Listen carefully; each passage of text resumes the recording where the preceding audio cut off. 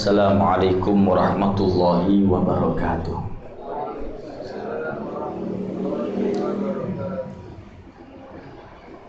Nastaftihul jalsah ala ma nawahu aba'una wa ahluna wa asalafuna salihun.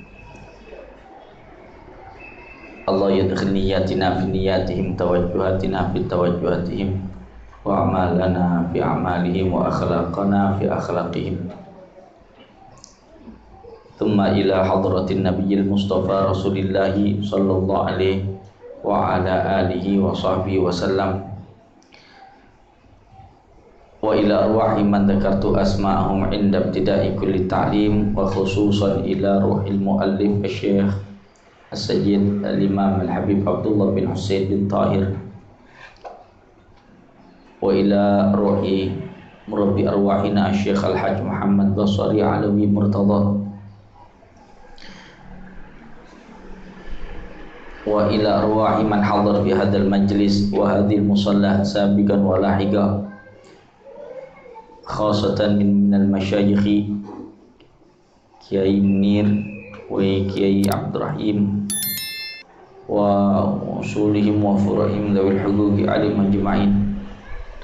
Anallahu yatabashsharu bi rahman maghfirah yu'ti darajatil jannah wa yanfa'una bihim wa min yanfa'una wa yanfa'una bihim bi asrarihim wa anwarihim ulumihim wa nafahatihim fid dini wad dunya wal akhirah.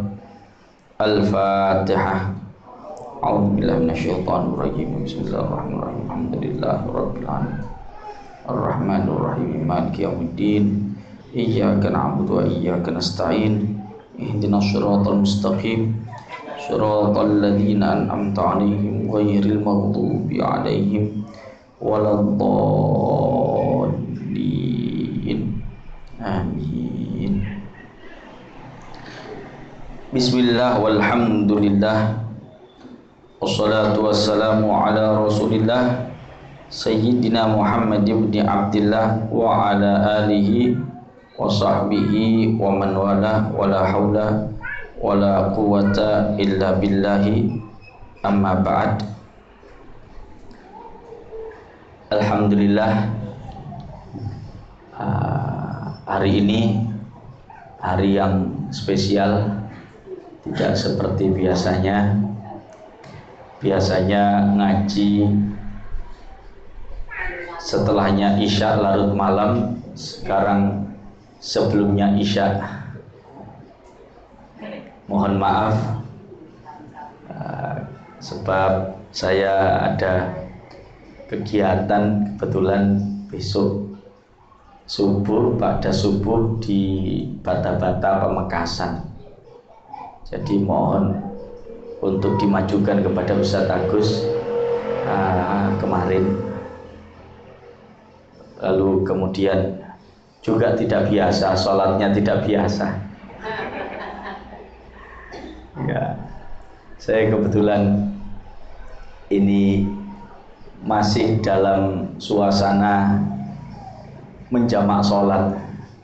Tadi saya mulai pagi ke Surabaya, jadi tadi sholat zuhur asar saya jamak, terus sholat maghrib perasaan masih perasaan dalam rangka menjamak begitu.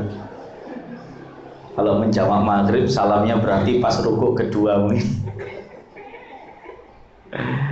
Ya, tapi alhamdulillah semua ya takdir Allah Subhanahu wa taala, saya jadi teringat, dan jadi ini kan yang jarang terjadi.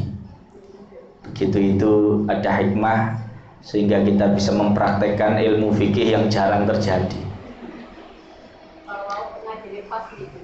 Oh nggih. Oh pas salat, alhamdulillah. Alhamdulillah. Nggih. Singen nenten sahabat Nabi niku namine Dzuliyadaini. Dzuliyadain yang disebutkan dalam Sahih Al-Bukhari. Dzuliyadain ini dalam satu riwayat diriwayatkan Rasulullah Sallallahu Alaihi Wasallam sholat bersama dengan para sahabat radhiyallahu anhum. perawi itu ragu apakah sholat zuhur atau sholat asar. Intinya tapi sholat yang 4 rakaat. Lantas kemudian Rasulullah Shallallahu Alaihi Wasallam rupanya sholat hanya 2 rakaat, lalu kemudian salam. Sementara para sahabat ini tidak menemukan ada alasan untuk mengqashar sholat. Lalu setelah Rasulullah salam, Rasulullah ditanya oleh seorang sahabat namanya Dzul-Yadain. Yani pertanyaannya itu, ya Rasulullah, apakah sholatnya ini diqashar atau sholat memang sudah dirubah? Kemudian Rasulullah Shallallahu Alaihi Wasallam bertanya, menjawab, ya sholatnya biasa, tidak diqashar juga tidak dirubah. Terus Rasulullah bertanya kepada para sahabat, apakah sholatku tadi itu intinya tidak seperti biasanya begitu ya? Para sahabat yang menjawab, nggih wahai Rasulullah. Lantas Rasulullah langsung berdiri lagi bertakbir, lalu kemudian lanjutkan sholatnya sampai akhir, lalu ditutup dengan sujud sahwi. Para ulama membahas masalah ini itu, kalau dalam fikih Syafi'i ketika terjadi seperti demikian, maka selama jeda waktu itu tidak lama dari salam, maka tidak mengulang dari awal, melainkan sekalipun sudah salam langsung berdiri lagi melanjutkan sisa daripada rakaat tersebut, lalu ditutup dengan sujud sahwi, sama seperti apa yang dilakukan oleh Rasulullah SAW. Adapun kalau jedanya cukup lama, maka mengulang lagi dari awal, alias sholat yang barusan itu tidak dianggap. Hanya saja masalah jeda terlalu lama atau tidak, berapa tolak ukurnya, para ulama dalam madzhab Imam Syafi'i berbeda pendapat. Ada yang menghitungnya dari jumlah huruf yang diucapkan dalam pembicaraan selepas daripada salam tersebut, menghitung dari jumlah percakapan yang dilakukan oleh Rasulullah SAW dengan para sahabat tersebut. Nah, tapi kalau yang tadi itu ya tidak ada percakapan. Selesai salam, saya melihat kepada belakang jamaah lebih dari 4 orang, artinya mutawatir melanjutkan sholatnya, berarti imam wajib mengikuti jamaah. Ada kalanya imam juga tidak wajib mengikuti jamaah, tetapi jamaah melanjutkan. Kapan? Ketika sholat ini dia adalah tanggung jawab pribadi, walaupun dia berjamaah. Ketika imam ini yakin seumpama bahwasannya dia sholatnya sudah sudah pas begitu, ya, maka dia mengikuti keyakinannya.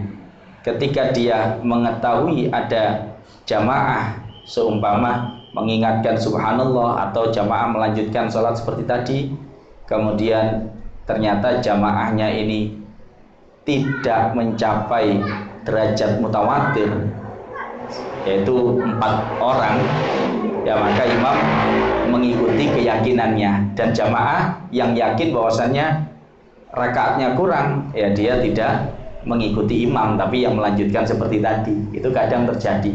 Tapi kalau dalam kasus kita tadi, di belakang saya inceng tadi kan sedikit seret, oh 4 orang berdiri, lebih bahkan dari 4 orang, berarti ya saya wajib mengambil istilahnya informasi yang mutawatir tersebut, sehingga saya kemudian berdiri dan melaksanakan apa yang pernah dilakukan oleh Rasulullah SAW seperti tadi. Saya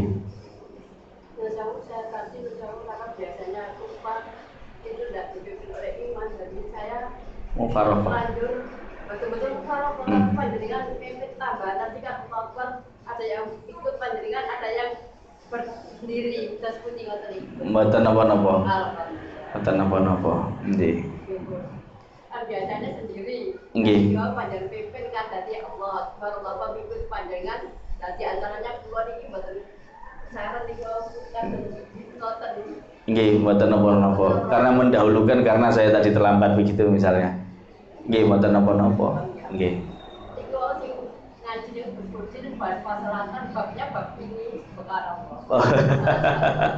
Alhamdulillah, langsung praktek. Nggih, cerita ya bahasa nopo plus pandai. Alhamdulillah. Nggih, mugi-mugi biasanya kalau yang dipraktekkan begini tanpa dibuat-buat ya. Jadi itu biasanya lengket. Ya memang kadang terjadi. Kadangkala terjadi. Sering juga saya pernah kejadian semacam ini, tapi bukan dalam masalah rakaat yang kurang, dalam masalah sujud tilawah. Saya ini waktu itu umroh ngajak kawan. Nah, ini kesalahan sebetulnya dari saya. Saya sudah ngajari kawan ini, memang saya ajari sholat, mulai dari sholat jamaah, ya selain manasik ya, bab-bab sholat safar itu sudah saya ajari semua, dan ilmu-ilmu tentang safar saya ajari. Yang saya lupa itu ngajari sholat sujud tilawah. Sholat ketika imam membaca sujud tilawah, ini lupa. Mestinya walaupun bukan haji, umroh pun itu perlu diberi informasi. Nah, saya kebetulan waktu itu backpacker, jadi cuma 3 orang, sehingga kadang tidak terfikirkan begitu. Beda kalau memang satu grup kita ini merasa ada program, ya ini tidak ada program. Cuman saya lupa nyampaikan perkara-perkara yang tidak biasa terjadi di Indonesia, di sana boleh jadi terjadi. Akhirnya kawan saya ini jamaah ngaji di Jatisari, di daerah Tajinan, Tangkil itu. Tangkil terus ke arah selatan. Pas di sana kebetulan kami dapatnya di luar masjid. Jadi ya di jalan begitu, di Ajiat itu. Sholatlah kami waktu itu maghrib. Isya. Lalu imamnya baca ayat sajdah. Akhirnya semuanya sujud tilawah mengikuti imam. Nah, kawan saya satu ini yaitu belum dikasih tahu. Akhirnya dia ruku. Yang lainnya sujud, dia ruku. Akhirnya lainnya berdiri lagi, dia berdiri. Bingung, tapi diikuti saja. Jadi dia ngikuti kembali. Ringkas cerita, sudah selesai. Pas jalan sampai di hotel, dia tanya ke saya. Dia mikir ini semacam, kan kadang ada di Mekah ini kejadian aneh-aneh begitu kan. Ada orang yang sampai di Mekah tawaf tidak melihat Ka'bah, ada orang begini, dan dia arahnya itu ke hal-hal seperti itu. Sehingga dia bilang kepada saya, kebetulan waktu itu tidak jejer pas memang. Dia bilang kepada saya, "Gus, ngapunten, kula niki napa nggih kok saged nggih? Napa, Pak? Kok saged niki? Salat ten Mekah kabeh kok keliru." Keliru ya napa sih, Pak? Lho, kabeh iki lho rakaate kok nambah setunggal nggih. Dados ping gangsal. Kok ngoten sih? Jadi dia ngitung dari sujudnya. Lah niku wau. Kalau eling-eling si apa ya? Oh alah Pak, niku senes wong-wong sing salah sampai yang sing salah. Iku sujud tilawah. Oh alah Gus, kula pikir kok sak Mekah keliru kabeh, kula tok sing bener. Sampeyan kok iso mikir ngono? Wong sak ngono akeh sak ndek masjid iku sujud kok sampeyan gak melok sujud. Bayangan kula kaya sing tiang-tiang model sing mistik-mistik ngoten lho. Kula ini di dunia yang lain ngoten. Kula pikir kula lho, Aku diuji apa ambek Gusti Allah iki. Mosok ana wong sak Mekah sak Masjidil Haram salate keliru kabeh. Ya aku ya terus ae salat kaya biasane. Walah Pak, akhirnya kalau sanjangi. Iya anjene salahku anjene Pak gak murui dhisik sujud tilawah. Itu hal yang jarang terjadi di Indonesia. Tapi kalau pas lagi ke Tanah Haram itu sering sekali terjadi. Kalau tidak dibekali itu orang bingung sebingung-bingungnya. Yang lucu ya seperti itu tadi. Dia merasa mosok wong sak Mekah keliru kabeh sing bener mek aku tok. Dibawanya ke arah mistik-mistik, jadi semacam dia ada fata morgana begitu. Allah. Ya alhamdulillah. Mugi-mugi manfaatnya ya. Oke. Ayo kita lanjutkan kajian dari Wasiatul Ikhwan. Bismillahirrahmanirrahim. Usikumu ya ma'syaral ikhwani alaikumu bi ta'atin dayani iyakumu an tuhmilu awqatakum fatandamu yawman ala ma fatakum wa innama ghanimatul insani syabahu wal khusru fi tawani ma ahsana ta'ati li syubani fas'au li taqwallahi ya ikhwani wa a'miru awqatakum bi ta'ah wa dzikri kulla lahzatin wa sa'ah wa man tafuthu sa'atun min umrihi takun alaihi hasratan fi qabrihi wa man yakun farrata fi shababihi hatta madha ajibtu min tababihi wa ya sa'adata mri'in qadahu fi amalin yarda bihi maulahu ahabba rabbi ta'atan syubani ya fawzahum bi jannatir ridwani fatub ila maulaka ya insanu min qabli ayyafutakal awanu wa may yaqul inni shaghirun asbiru thumma uti'u Allah hina akburu fa inna dhaka gharrahu iblisu wa qalbuhu mughallaqun matmusu la khaira fi man lam yatub saghiran wa lam yakun bi'aibihi basiran mujaniban lil ithmi wal isyani mukhalifan lin nafsi wa syaitani mulaziman tilawatan qur'ani musta'siman bidzikri min nisyani muraqiban lillahi fi syuhuni muhadiran min sairil futuni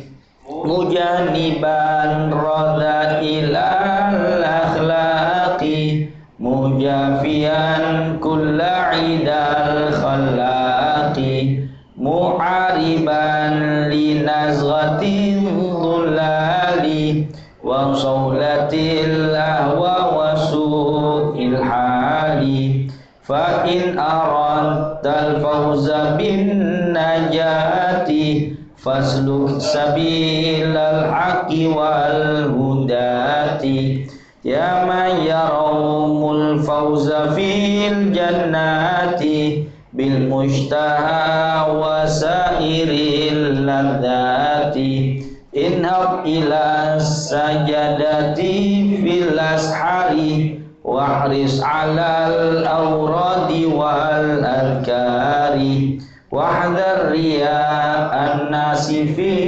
ta'ati fi sairil ahwali wal awqati wakhtar minal ashabi kulla mursyidi innal qarina bil qarini yaqtadi wa suhbatul ashrari da'un wa 'ama tazidu fil qalbi sakimi saqama fa in tabi'ta sunnatan nabi fajtanibanna qurana as-su'i waqtar minaz zawjati dzatad dini wa kun syuja'an fi himal arini wa zawidil aulada bil adabi tahfaz qulubahum minal awsabi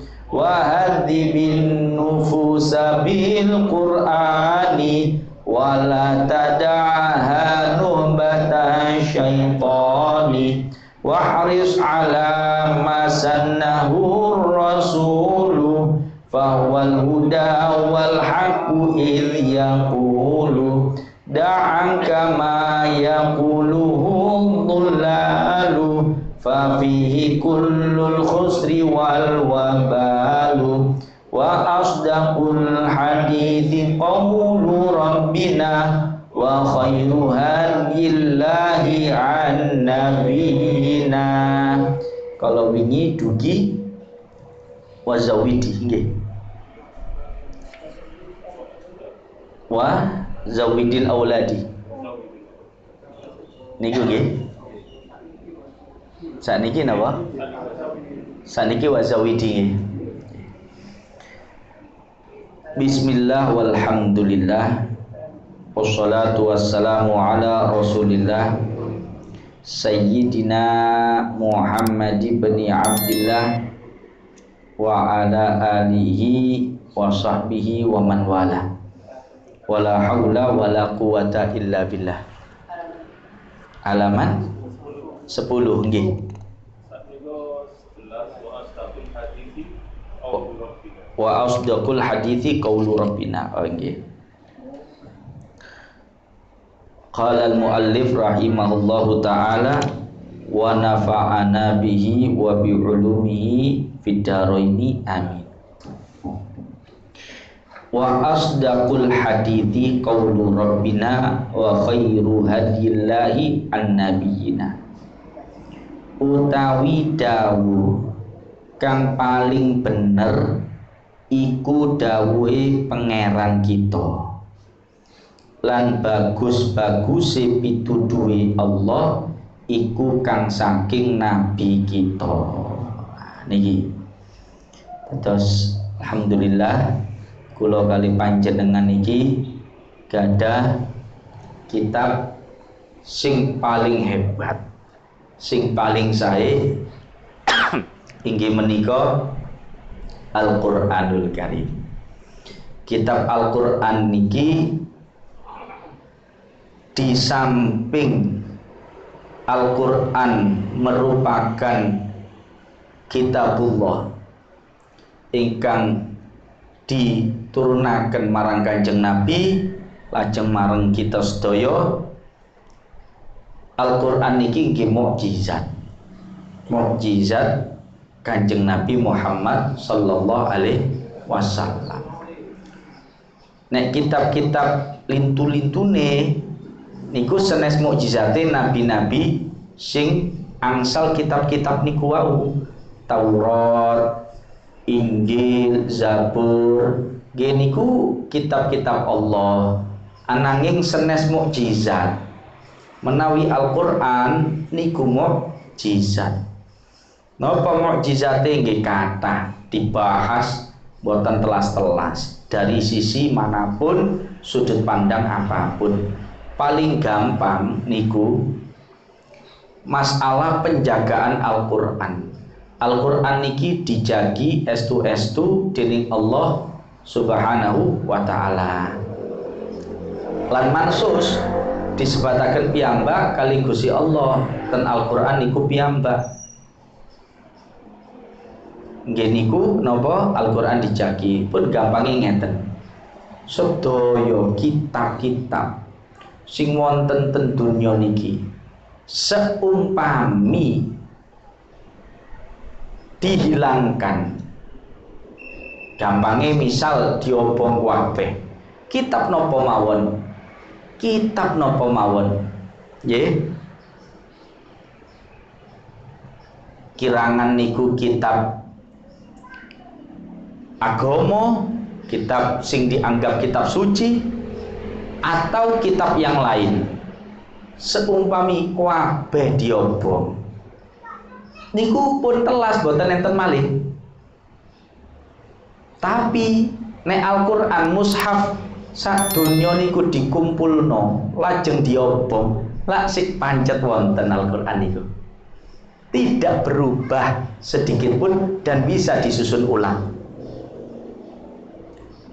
Cobi kitab napa mawon, kitab napa Bibel sumpami niku dikempalaken lajeng dibom sedaya, saged napa mboten nyusun malih? Kita berandai-andai mboten saged.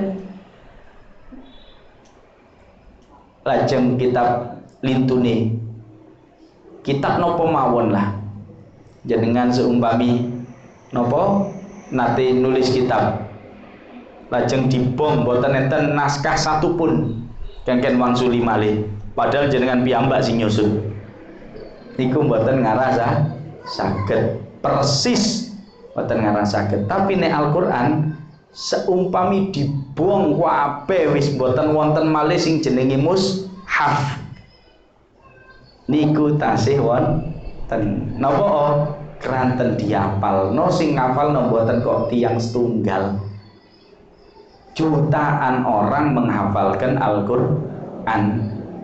Bikin proyek setiap daerah, jangankan satu dunia, setiap daerah, Malang mawon seumpami sing dugi NU wonten JKH Jamiatul Qurra wal Hufaz pun dikempalakan, ayo disusun lagi mushafnya lak saged. Ten daerah pundi-pundi lak saged. Al-Qur'an ini pasti dijaga oleh Allah Subhanahu wa taala ila yaumil kiamah. Niki contoh paling gampang. Saged jenengan angen-angen ya. Pasti itu.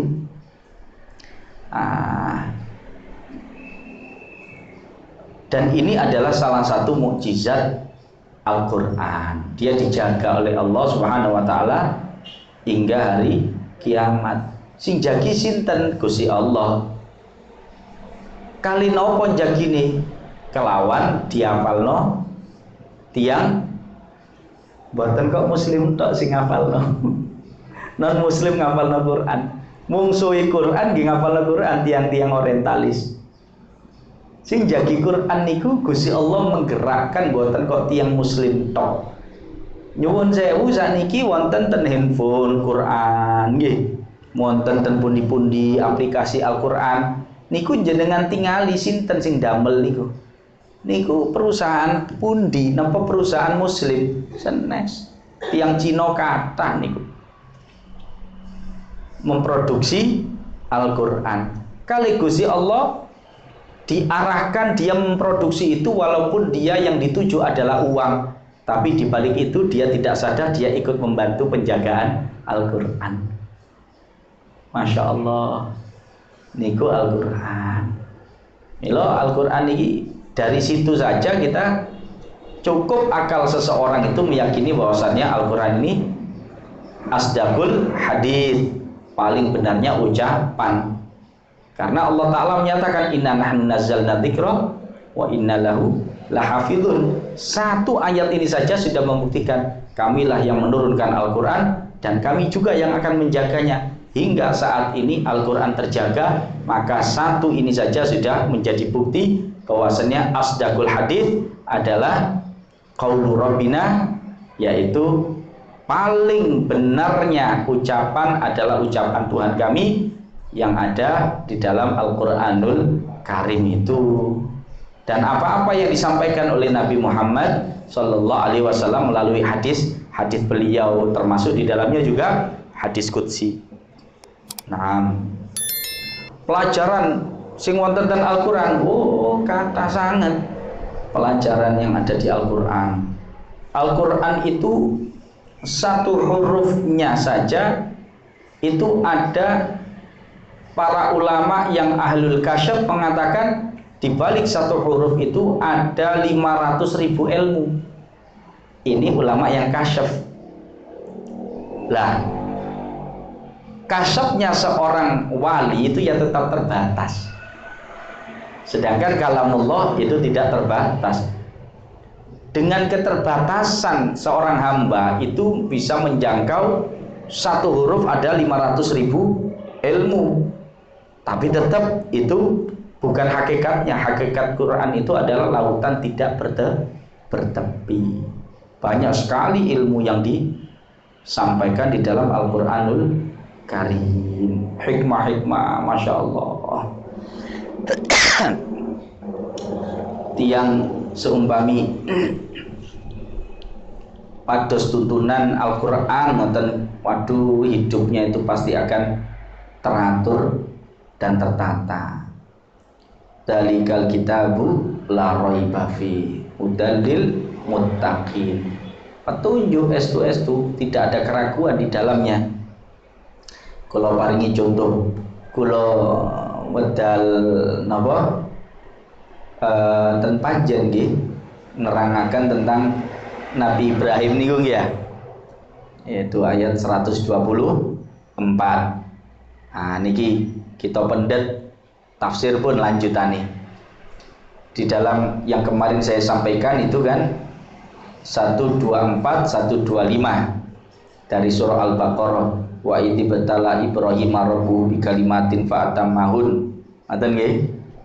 Ingatlah ketika Ibrahim itu diuji oleh Tuhannya dengan beberapa ujian, fa atammahun. Lantas Ibrahim berhasil menyempurnakan ujian-ujian tersebut. Lalu kemudian qala inni jadilu kalinasi imaman.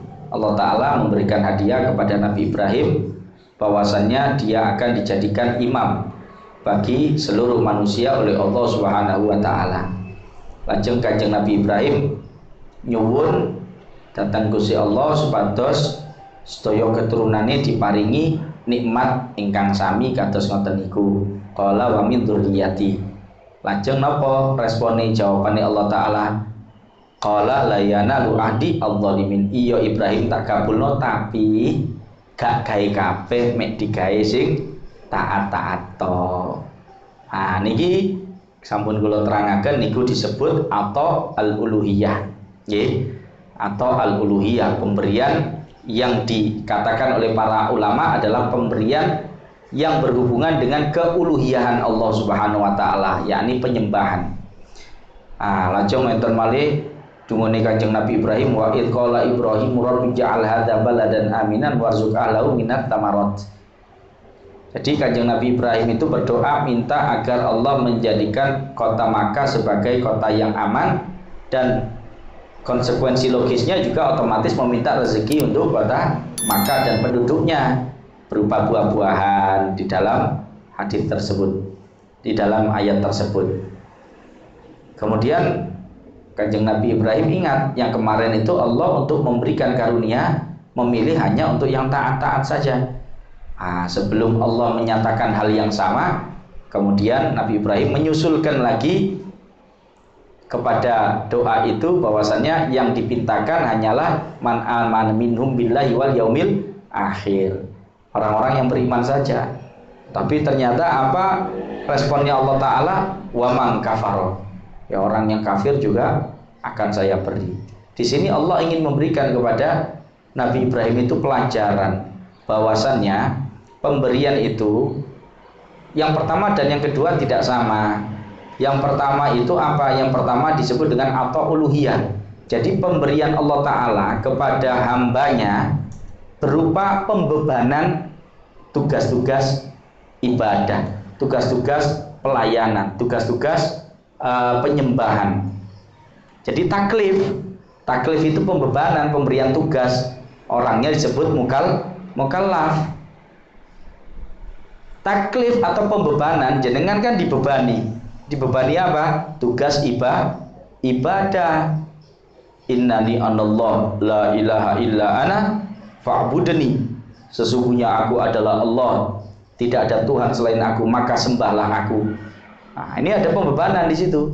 Wa ma khalaqtul jinna wal insa illa liya'budun. Pembebanan untuk beribadah kepada Allah Subhanahu wa taala. Pembebanan ini adalah karunia, adalah anugerah,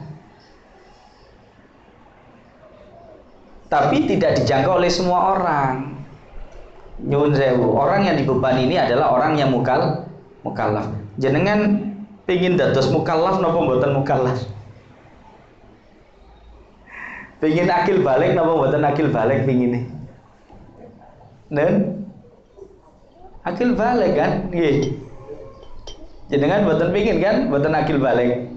Mboten berakal, mboten balik atau salah satunya lah mboten pengin. Nah, konsekuensinya jenengan akan diberi pembebanan. Pembebanan itu karunia. Tapi hanya Allah berikan kepada yang taat-taat saja. Mboten enten tiyang sing mboten taat, napa tiyang kafir niku nglampahi tugas ibadah marang Allah Subhanahu wa taala mboten enten. Tapi sing nomor kali ini atok rububiyah Allah taala dari sisi sebagai pencipta dan pemelihara. Selagi Allah menciptakan, Allah menyatakan berjanji akan memelihara ciptaannya. Wa ma min dabbatin fil ardi illa 'alallahi rizquha. Maka konsekuensi dari hal tersebut adalah Allah memelihara. Kalau yang kaitannya dengan pemeliharaan Allah itu tidak usah dipinta, dikasih. Dan bukan cuma orang yang taat saja, yang kufur pun juga dikasih oleh Allah Subhanahu wa taala. Lah, atau uluhiyah atau karunia yang besar yang saya kemarin itu menjelaskan, ada mobil mewah dengan sepeda pancal yang los rantainya kan nggih, masih ingat nggih? Atau air zam-zam dengan air teh atau bahkan air sumur, ini tidak sebanding. Kalau yang mahal ada rumusnya, yang murah ya tidak diatur sama sekali, semuanya boleh menggunakan. Tapi kalau yang mahal-mahal ya orang-orang tertentu saja yang menggunakan VVIP istilahnya. Nah, sekarang saya ingin memberikan contoh realnya. Apa pemberian yang mahal itu? Yaitu pemberian berupa taklif, pembebanan ibadah. Itu disebutkan di dalam ayat berikutnya. Dalam ayat berikutnya, ayat 126, 127, bahkan sampai 128. Kita bahas 2 ayat saja di sini. Allah Ta'ala menceritakan tentang Kanjeng Nabi Ibrahim. Wa idh yarfa'u Ibrahim al-qawaida minal baiti wa Ismailu Rabbana taqabbal minna innaka antas sami'ul alim. Rabbana waj'alna muslimaini laka wa min dzurriyyatina muslimatan ummatan muslimatan lak wa arina manasikana wa tub alaina innaka antat tawwabur rahim.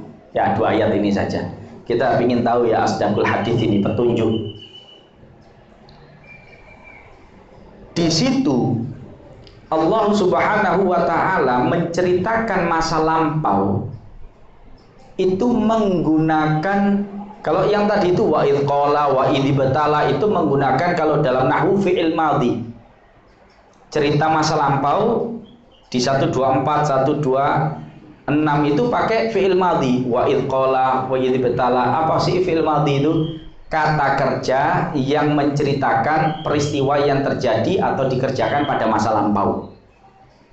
Tapi ketika Al-Quran diturunkan kepada Kanjeng Nabi Muhammad SAW, itu kira-kira perkara yang dikerjakan Nabi Ibrahim lampau atau masih ada? Kan sudah lampau. Tapi Allah menggunakan di dalam ayat itu fi'il mudhari. Fi'il mudhari itu bukan lampau, tapi berbicara tentang saat ini atau saat ini dan terus berlangsung. Kalau dalam bahasa Inggris ada present tense dan present continuous tense. Loh, kenapa kok di sini Allah Ta'ala pakai yarfa? Seakan-akan itu sedang dikerjakan. Kan artinya, dan ingatlah ketika yarfa'u, meninggikan siapa? Ibrahimu, Nabi Ibrahim. Meninggikan apa? Al-qawaida minal baiti, dasar-dasar atau fondasi-fondasi Ka'bah. Wa Ismailu, bersama Ismail. Nah, kan sudah terjadi. Wong sekarang sudah zaman Nabi Muhammad, ketika Al-Quran diturunkan kepada beliau, suratul Baqarah diturunkan kepada beliau, Ka'bah kan sudah berdiri. Tapi kenapa kok masih menggunakan kata yarfa? Rahasianya adalah supaya kita lebih kuat lagi mengambil kesan yang ada di dalam proyek itu. Kalau saya bahasakan proyek ya, proyek pembangunan tersebut. Apa yang ingin dikesankan oleh Allah Subhanahu wa Ta'ala, supaya jenengan bayangkan betul-betul proyek pembangunan pondasi Ka'bah itu. Apa itu? Susahnya Nabi Ibrahim alaihissalam dan Nabi Ismail. Nah, jangan dipikir mudah meninggikan kaedah-kaedahnya Ka'bah atau pondasi-pondasinya Ka'bah. Kita jangan berpikir Mekah pada hari ini atau Mekah pada zaman Nabi Muhammad SAW. Yang kita hadirkan adalah Mekah zaman Nabi Ibrahim alaihissalam. Masih ingat Nabi Ibrahim meninggalkan Siti Hajar dan Nabi Ismail, ada orang tidak di Mekah? Sumur Zam-Zam saja tidak ada, sampai Siti Hajar lari-lari, belum ada bangunan, belum ada ini dan itu, ya toh, tidak ada apa-apa. Nyuwun sewu, di Mekah apakah ada pohon-pohonan? Tidak ada. Zaman itu kan tidak ada di Mekah pohon-pohonan. Mekah itu yang wilayahnya, kalau sekarang Mekah ya sudah besar pelebaran, tapi zamannya Nabi Ibrahim, Mekah yang sekarang ada di lokasi Ka'bah, Sofa, Marwah dan lain sebagainya, itu kan padang pasir, itu tidak ada pohon-pohonan. Artinya apa? Jenengan ketika membayangkan proyek pembangunan Ka'bah di masa awal itu, jangan bayangkan ada tangga, jangan bayangkan ada andang, jangan bayangkan ada alat-alat. Itu yang ingin dikesankan oleh Allah Subhanahu wa Ta'ala. Seumpama panjenengan di Kepanjen ini, Masjid Baitur Rahman mengadakan ajakan untuk proyek pembangunan satu bidang tertentu. Misalkan apa ya? Bangun apa ya? Anggaplah bangunan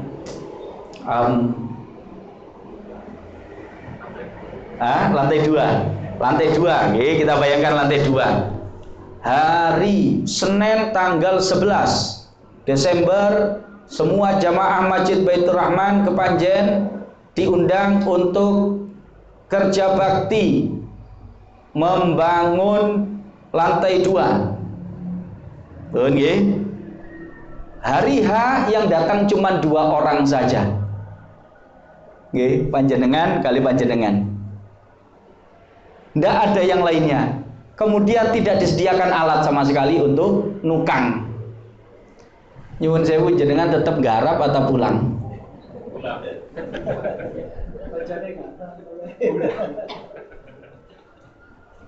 Pasti ya, yakin kita pulang ya. Yakin pulang, saya pun juga begitu. Yang lainnya pun juga begitu, yakin akan pulang. Kenapa? Ini cuma 2 orang, tidak ada alat sama sekali. Tapi Nabi Ibrahim sama Nabi Ismail bagaimana? Berangkat, lanjut, tidak ada alasan. Ini yang namanya at-ta'uluhiyah. Jadi ketika pembebanan tugas yang Allah berikan kepada seseorang, itu kemudian diterima dengan senang hati, dilapangkan dadanya. Tidak ada kata kayak kita misalkan, saya misalkan ya, ini saya cerita tahadzuts bin nikmah dapat at-ta'uluhiyah untuk bisa ngaji seperti sekarang. Kenapa? Saya tadi pagi itu sidang proposal skripsi di Surabaya dari jam 10 sampai dengan menjelang asar. Lalu kemudian berangkat pulang ke sini langsung ke Kepanjen. Setelah dari sini saya ke Pamekasan karena besok subuh saya ada tugas di Pamekasan di Bata-Bata. Itu saya mendapatkan apa uluhiyah sehingga tidak muncul alasan kepada Ustaz Agus, Ustaz, aku ini kok pria ya, koyo aneh kok koyo repot begini ya, gini. Saya disanggupkan oleh Allah Ta'ala untuk hadir di sini. Panjenengan pun juga begitu. Ini namanya apa uluhiyah. Ketika ada beban, kita tidak merasa itu beban. Kita bisa melaksanakannya. Inilah pemberian yang mahal itu. Dan ini yang dilakukan oleh guru-guru kita. Abah Basori di sini istiqomah sekian lama pun juga mau ada badai ini badai itu tetap berangkat. Ketika dapat berangkat untuk melakukan ibadah-ibadah itu adalah karunia yang besar. Nah, jadi ketika alasan kan bisa dicari-cari kan alasan bisa. Kadang kita itu hujan saja, ya ibu-ibu jilbabnya gulung garing ya wis. Kok gulung garing jilbab kesayangan ini, mau pakai jilbab yang biasa kayak tidak enak berangkat. Yang laki-laki juga begitu, ya. Ini kalau misalkan seperti itu kita mengikuti Kanjeng Nabi Ibrahim dan Nabi Ismail, tidak ada orang, cuma 2 orang disuruh membangun fondasi Ka'bah, lalu kemudian tidak ada tangga, sehingga apa yang dilakukan? Apapun dicari cara supaya bisa mendatangkan batu-batu itu. Batu-batu kan nggak nyepak, tidak kemudian telepon orang Dampit Lumajang begitu, batunya datang, kan boten. Beda sama kita kalau bangun Masjid Baitur Rahman, kira-kira panjenengan cari batu sendiri atau telepon penambang batu? Telepon penambang batu, batunya didatangkan. Kalau tidak ada batunya datang, telat sedikit jenengan sudah pulang komplain wis kocok saiki wis meneh ae wong watune gak teko. Kanjeng Nabi Ibrahim, Kanjeng Nabi Ismail itu datangkan batu sendiri, dibawa dari lokasi sekitar, dibawa dikumpulkan. Lalu kemudian apa yang dilakukan? Ya tangganya ya pakai tumpukan batu-batu itu disusun. Kanjeng Nabi Ismail yang mengambilkan, terus diserahkan kepada ayahandanya Nabi Ibrahim, kemudian Nabi Ibrahim yang menyusun, begitu seterusnya sampai ada makom Ibrahim yang dipakai pijakan oleh Nabi Ibrahim sehingga ada membekas telapak kaki Kanjeng Nabi Ibrahim. Lu itu tidak pakai apa namanya? Tidak pakai, iya, langsung Ibrahim, Ismail bangun Ka'bah, sami'na wa ata'na. Ini kalau di pesantren begitu itu bisa kita rasakan. Begitu pulang dari pesantren sudah tidak nemu lagi rasa-rasa seperti itu. Nikmatnya diberi tugas. Kalau di pesantren santri itu kata-kata sami'na wa ata'na itu nikmat. Nikmat betul. Bahkan arep-arep kapan yo guruku ngekei aku tugas ini. Begitu. Nah, ini karena ada kenikmatan, kelezatan ketika kita diberi beban tugas. Nah, kemudian yang unik lagi di situ katanya ya. Ini saya ringkas-ringkas saja. Poin berikutnya yang unik juga, Rabbana taqabbal minna. Ya toh doanya. Ya, wa idh yarfa'u Ibrahimu al-qawaida minal baiti wa Ismailu Rabbana taqabbal minna. Doanya itu bukan Rabbana iqbalna atau Rabbana faqbal a'malana, bukan begitu. Rabbana taqabbal minna. Kalau orang dalam bahasa Arab yang ngaji bahasa Arab pasti paham. Iqbal itu dari masdarnya atau kata bendanya qabul. Kalau taqabbal itu taqabbul. Sama atau tidak? Arti bahasa Indonesianya sama, terimalah. Tapi kalau kita memahami bahasa Arab dengan bahasa Arab, maka berbeda, ada kesan yang berbeda di situ. Apa kesan yang berbeda? Kalau takobbal ini sisi ubudiyahnya itu lebih kuat. Sisi kita menjadi hamba dan pantasnya jadi hamba Allah itu bagaimana? Pantasnya jadi hamba Allah itu kan menunduk serendah-rendahnya. Dan kita ketika melakukan apapun dengan baik, lalu kemudian kita persembahkan itu kepada Allah Ta'ala, maka kita tetap merasa bahwasannya sesempurna apapun yang kita persembahkan tidak layak untuk zat yang maha sempurna. Ini apa nggih? Panjenengan umpami nggih didatangi oleh guru besar seluruh dunia. Anggaplah masih hidup Sayyid Muhammad bin Alawi Al-Maliki. Datang ke tempat panjenengan. Misalkan ya. Atau kalau sekarang siapa? Misalkan Al-Habib Umar bin Hafidh. Misalkan. Datang ke rumah panjenengan, datang ke majelis panjenengan, mushola marhaban. Kira-kira apa yang panjenengan lakukan untuk menyambut itu? Persiapannya biasa-biasa atau luar biasa? Luar biasa. Semua daya upaya dikerahkan. Ketika sudah selesai, datanglah tamunya. Selesai acara, apa yang kita rasakan? Yang kita rasakan masih perasaan, aduh koyok kurang yo mang yo, kayak kurang pantas ya. Iya atau tidak? Ya, sama. Saya juga merasakan begitu. Setiap ada tamu, kita mempersiapkannya semaksimal mungkin. Akan tetapi persiapan itu tetap kita rasakan kurang. Lihat bagaimana guru-guru kita. Kalau di Pujon ada Abi Ihya, menyiapkan untuk menyambut guru mulia kita semua, Abu Ya Sayyid Ahmad itu. Ada kamar Masya Allah ya. Itu kamarnya waduh sudah top. Tapi tetap ada was-was, ini belum sempurna. Itu memang kondisi batin orang yang betul-betul menghamba, abad. Begitu. Nah, ini yang dilakukan oleh Nabi Ibrahim ketika sudah melaksanakan proyek pembangunan Ka'bah awal itu secara sempurna. Dan tentu seorang Nabi tidak akan main-main mengerjakan proyeknya, pasti sempurna. Apa doanya? Taqabbal minna. Taqabbal itu begini loh. Saya coba kasih ilustrasi. Apa ya? Jenengan punya anak panjenengan ini sudah waktunya masuk perguruan tinggi. Kelas, kalau dulu kelas 3 SMA, kalau sekarang kelas 12. Kelas 12 ini. Jenengan kepingin perguruan tinggi favorit untuk putra panjenengan. Lah kok lulus dari kelas 12, rupanya nilainya itu punya, yang pertama nilainya paling tinggi satu Indonesia. Misal ini, kita berandai-andai saja, ilustrasinya begini. Lalu kemudian panjenengan mendaftar.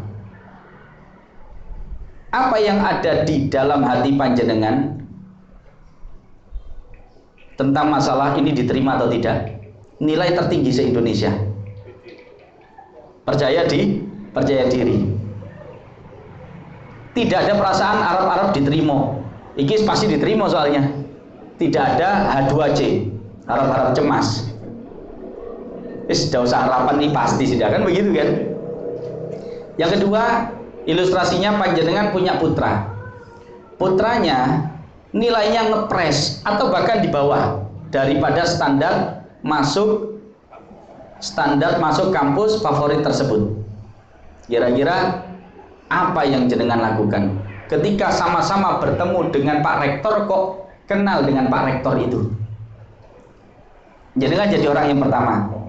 Assalamualaikum Pak. Waalaikumsalam warahmatullahi. Ya, apa kabarnya? Baik Pak, ini putra saya, insya Allah saya daftarkan di perguruan tinggi yang panjenengan pimpin. Oh iya. Kemungkinan Anda tidak akan berkata minta tolong supaya diterima ya Pak ya, saking percaya dirinya. Karena paling tinggi satu Indonesia, tidak mungkin ditolak. Paling kata-katanya cuma seumpama basa-basi, cuma begini. Ini Pak, putra saya mohon untuk dididik. Mudah-mudahan bisa belajar di kampus Bapak. Kata-katanya cukup begitu paling. Mudah-mudahan bisa belajar di kampus Bapak. Tapi kalau jenengan jadi orang yang kedua, anaknya ini pas-pasan, saingannya banyak. Kok Pak jenengan ketemu sama Pak Rektor dan kenal, kira-kira apa yang jenengan lakukan? Ya, itu ngotot nggih, nyuwun tolong Pak, niki lek mboten jenengan tolong Pak niki putra saya ini bisa kegeser sama yang lainnya Pak, minta tolong Pak, saya titip. Paham nggih? Khawatir tidak diterima. Takobal itu begitu, beda sangat dengan iqbal. Wazat tafa'ala yatafa'alu itu ada begitunya kesannya. Taqabbal minna. Jadi ketika Nabi Ibrahim ini seorang hamba yang ubudiyahnya itu betul-betul hebat, menjadi hamba yang hebat, memiliki sifat penghambaan yang hebat. Beliau melaksanakan secara sempurna, tapi doanya Rabbana taqabbal minna. Khawatir tidak diterima. Takut kurang baik di sisi Allah Subhanahu wa ta'ala. Itu taqabbal. Makanya Abah Yai itu doanya selalu taqabbal dulu baru waqbalna, diajarkan kepada kita. Subhanakallahumma bihamdika, setiap ngaji takut tidak diterima. Subhanakallahumma bihamdika asyhadu an la ilaha illa anta astaghfiruka wa atubu ilaik. Rabbana taqabbal minna. Baru yang kedua waqbalna. Taqabbal minna. Itu apa itu? Kalau dungo itu sampai merem takut tidak diterima. Jauh-jauh nang panjen gak diterima. Ya Allah. Gitu. Ini adalah sifat seorang hamba kepada Allah Subhanahu wa ta'ala. Kan tidak kayak kita. Kita ini kurang menghambanya kepada Allah. Jadi hamba itu kayak tidak memantaskan diri bagaimana pantasnya seorang hamba. Sholat itu ya wis gak diterima, gak ada yang ini. Ya wis, percaya diri diterima, satu ya. Nomor dua yang lebih lucu lagi begini, wis gak diterima, sampai diterima wis terserah pangeran wis. Yang penting aku gugur wajib gak ngotok sholat. Sehingga sholatnya pokoknya zahir rukun-rukunnya sah, itu sudah merasa cukup. Tidak memperhatikan hudurnya kita di dalam sholat, khusyuknya kita dan seterusnya. Ya, waktu sholatnya itu tidak diperhatikan, jamaah tidaknya, kesempurnaan sholat tidak diperhatikan. Karena dalam hati kita begini, wis yang penting aku mati gak duwe utang sholat. Perkara sholatnya diterima apa enggak, wis tidak terpikirkan sama sekali. Tapi kalau orang yang betul-betul menjadi hamba yang baik, mengikuti Nabi Ibrahim, Nabi Ismail dan Kanjeng Nabi Muhammad SAW, tidak begitu suasana batinnya ketika beribadah. Tidak begitu. Malah nomor bahagianya diterima dengan bahagianya mendapat surga, itu lebih bahagia diterima amal ibadahnya. Itu kalau hamba yang betul. Saya kasih ilustrasi lagi. Tadi ya orang yang kedua, panjenengan nilainya ngepas. Sudah ya, nilainya ngepas. Jenengan ngomong gitu ke traktornya, Pak titip Pak, nyuwun tolong Pak. Waduh, sambil bawaan segala lodeh barang. Barangkali digawakno kerupuk, mulai dari kerupuk upil sampai kerupuk miler, bawakno lengkap pokoknya, sambil Pak nitip Pak putra kula Pak, kepingin ten mriki Pak, impiannya dari kecil Pak, jenengan terima. Kemudian diterima, pengumuman muncul, diterima. Bahagia tidak? Bisa dihadirkan ya rasa bahagia itu ya dalam ilustrasi ini. Jangan ingat-ingat ini rasa bahagia tadi itu. Saya akan ganti ilustrasi. Setelah diterima, kemudian 1 bulan kemudian dapat pengumuman lagi, putra Anda mendapatkan beasiswa untuk tahun itu. Bahagia enggak? Bahagia mana? Lebih kuat mana bahagianya ketika mendapatkan beasiswa dengan ketika diterima tadi? Diterima. Ini ubudiyah itu. Jadi orang-orang hebat itu tidak berpikir surga, tidak berpikir apalagi berpikir uang dan lain sebagainya. Sholat duha dapat uang, sholat ini dapat ini, itu nomor kesekian. Diterima saja itu sudah lezatnya tidak karu-karuan. Diterima saja itu lezatnya tidak karu-karuan. Makanya ada beberapa laku batin yang sifatnya hampir sama dengan ini, tapi lebih kepada menghibur diri, tapi itu menjadikan motivasi dan sering disampaikan oleh beberapa mubalek, diantaranya seperti Gus Baha. Wis gak usah mikir sing aneh-aneh, pokoknya dewi iso sujud iku lho wis. Nikmat itu bisa sujud itu. Pokok iso sujud iku wis nikmat. Soalnya lek misalnya di takdir iso sujud karo Gusti Allah, ya insyaallah diterima karo Gusti Allah. iso ndonga iku tondo lek diterima karo Gusti Allah. Allah itu melintaskan doa kepada lidah kita karena untuk menerima doa kita. Jadi akhirnya muncul beberapa ungkapan-ungkapan seperti itu. Tapi intinya satu, seorang hamba yang betul-betul kuat sifat penghambaannya itu tidak berpikir yang mulut-mulut, diterima saja sudah bahagianya tidak karu-karuan. Kita ngaji begini ini, walaupun ada iming-iming, ini ya pahalanya banyak Pak, Bu, lebih hebat daripada 100 sholat 100 rakaat sholat sunnah, ditambah lagi 100 kali jenguk orang sakit, ditambah lagi 100 kali hadir jenazah. Pahalanya sebentarnya kita di sini itu lebih banyak di sini. Wah, itu kan iming-iming thawab, balasan. Ya. Tapi bagi beberapa orang tidak memandang itu. Pokok ini diterima sama Allah Ta'ala itu sudah nikmat. Karena saking susahnya diterima oleh Allah Subhanahu wa Ta'ala. Dan kita merasa kurang baik mempersembahkan ibadah-ibadah kepada Allah Subhanahu wa Ta'ala. Ini pelajaran kedua terakhir. Ini sudah over waktunya. Terakhir, coba jenengan bayangkan ya. Baru selesai, seumpama panjenengan tadi bangun ngecor di Baitur Rahman. Ada masjid atau pondok lain enggak di sini? Jenengan Darul Falah nggih.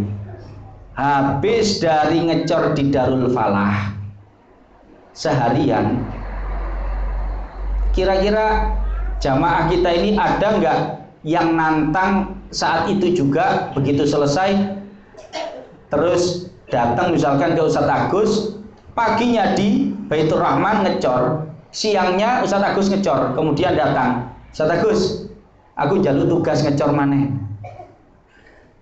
Kira-kira ada atau tidak? Tidak ada ya? Yakin ya? Ngasuh. Seharian ngecor kok minta tugas lagi. Ya, tidak ada ya kita ketemu begitu ya. Insya Allah tidak ada. Saya pun juga tidak akan itu. Tapi lihat Nabi Ibrahim sama Nabi Ismail, ketika baru saja selesai dari melakukan pembangunan Ka'bah awal itu, apa doanya? Rabbana taqabbal minna innaka antas samiul alim, gitu ya. Rabbana waj'alna muslimaini laka wa min dzurriyyatina ummatan muslimatan laka wa arina manasikana. Langsung begitu selesai bangun, belum ngasuh, keringat ini masih belum kering, langsung doa kepada Allah, ya Allah tunjukkan cara-cara dan tempat-tempat manasik haji kami. Langsung minta tugas ibadah haji, tidak pakai istirahat, langsung minta kepada Allah Ta'ala, ya Allah saya jenengan beri beban tugas A sudah selesai ya Allah, alhamdulillah, sekarang saya minta tugas lagi ya Allah, untuk ibadah berikutnya apa. Ini yang katanya Abi Yahya sering kalau saya sowan, beliau mengatakan faida farokta fansab. Faida maka apabila farokta engkau telah selesai melakukan suatu perkara, fansab lakukan lagi perkara baru secara sungguh-sungguh. Ngasuh itu nanti begitu. Nah ini adalah atau uluhi ya. Jadi senang mendapatkan beban tugas itu kayak tidak ada kapoknya, malah merasakan kelezatan minta lagi dan minta lagi. Ini adalah karunia yang besar yang saya istilahkan dengan apa kemarin itu, Zam-Zam, mobil 2 miliar, apa kemarin Rolls Royce, ya ada yang bilang Rolls Royce atau apa. Ini yang sering, kalau kita kan tidak begitu ya. Ramadan Masya Allah ibadahnya top markotop, TOP BGT hebat. Begitu Syawal kayak ke masjid awang-awangan, buka Quran awang-awangan, semuanya serba awangan. Ya, enggak berani ya alina manasikana kayak gitu, enggak berani ya. Ya Allah, saya kemarin sudah 1 bulan penuh, sekarang waktunya ngasuh ya Allah. Saya tak ngasuh dulu ya Allah gitu ya. Enggak berani, tapi ada orang-orang yang tetap hebat. Ya toh?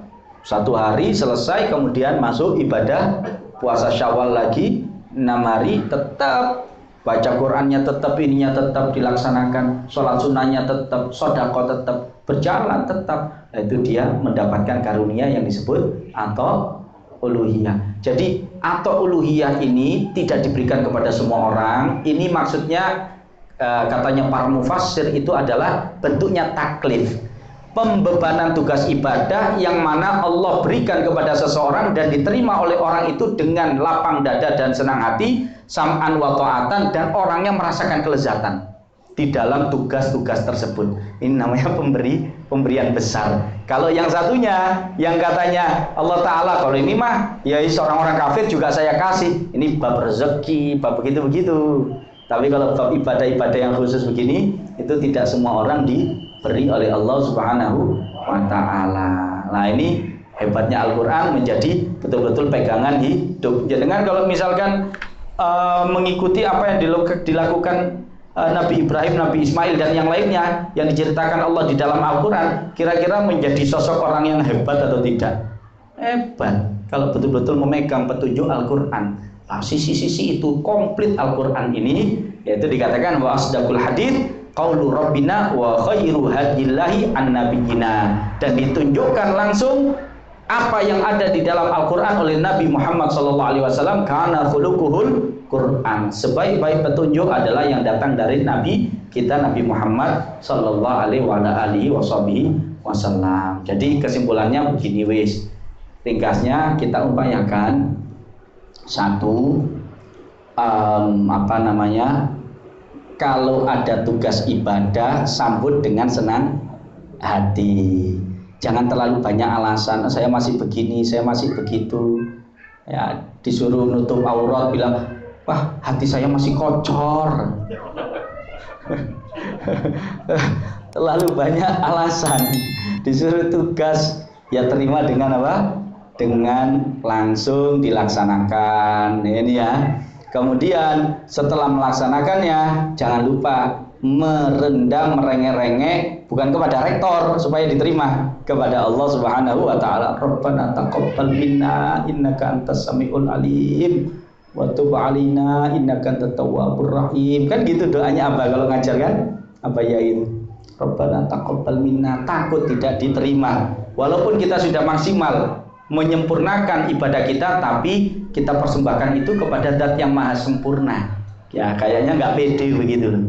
Lalu kemudian setelah itu lanjut, kalau selesai melakukan satu ibadah, maka lanjutkan dengan ibadah yang lainnya. Dilatih terus begitu secara bertahap, sehingga menjadi orang-orang yang bisa memakmurkan umurnya, sehingga menjadi banyak bekalnya di akhirat kelak. Pun mugi-mugi manfaat. Wallahu ta'ala alam bisawab. Rabbana taqabbal minna innaka antas samiul alim wa tub alaina innaka antat tawwabur rahim. Rabbana atina fid dunya hasanah wa fil akhirati hasanah wa qina adzabannar wa adkhilnal jannah ma'al abrar ya azizu ya ghaffar ya rabbal alamin. Allahumma khtim lana bil iman, Allahumma khtim lana bil iman, Allahumma khtim lana bil iman. Sallallahu ala sayyidina Muhammadin wa alihi wasallam. Walhamdulillahi rabbil alamin. Bisirril Fatihah. Alhamdulillah minasyaitonir rajim. Bismillahirrahmanirrahim. Alhamdulillahi rabbil alamin. Arrahmanir rahim. Maliki yaumiddin. Iyyaka na'budu wa iyyaka nasta'in. Ihdinas siratal mustaqim. Siratal ladzina an'amta 'alaihim ghairil maghdubi 'alaihim waladdallin.